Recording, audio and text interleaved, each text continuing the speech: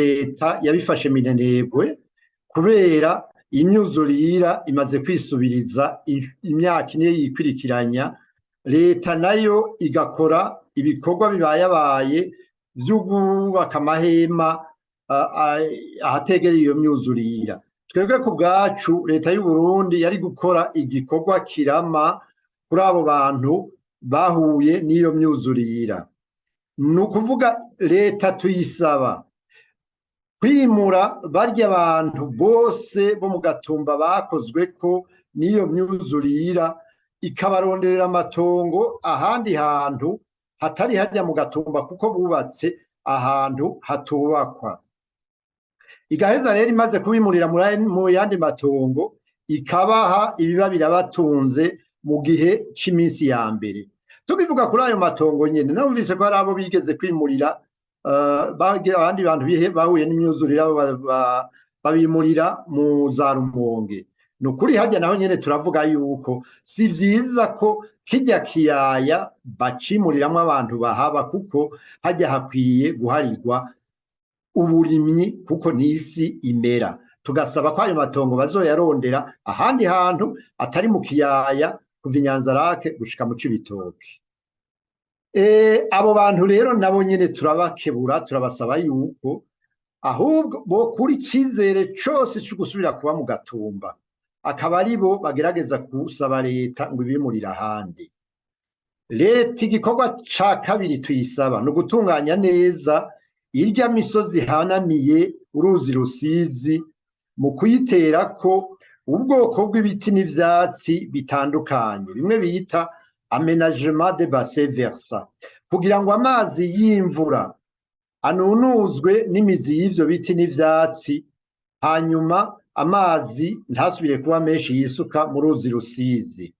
Bace rero bayaga bavugana n'igihugu ca Kongo n'ic'u Rwanda naco kigire uko nyene mu gutunganya iyo misozi ihanamiye uruzi Rusizi. Nko ku yindi myuzurira yoshika, ni ukuvuga ko iyo myuzurira yindi yoshobora gushika n'ibomagurika ry'imisozi, dusaba leta, twarumvise yuko yoba ifise ya karata y'amangenge bita cartographie à haut risque. Iyo karata ni ikintu gihambaye kuri leta y'u Burundi. Iyo karata ituma leta imenya ahantu hose hoterwa n'imyuzurira n'ibomagurika ry'imisozi. Tugaca rero dusaba iyo leta nyene gukarihiriza ubwenge abajejwe gukinga iyo myuzurira n'ibindi biza, kuko leta ifa kuyora mu makambi y'abapolisi abantu batigeze bigishwa gukinga n'ingene bokwifata ivyo biza vy'imyuzurira bishitse.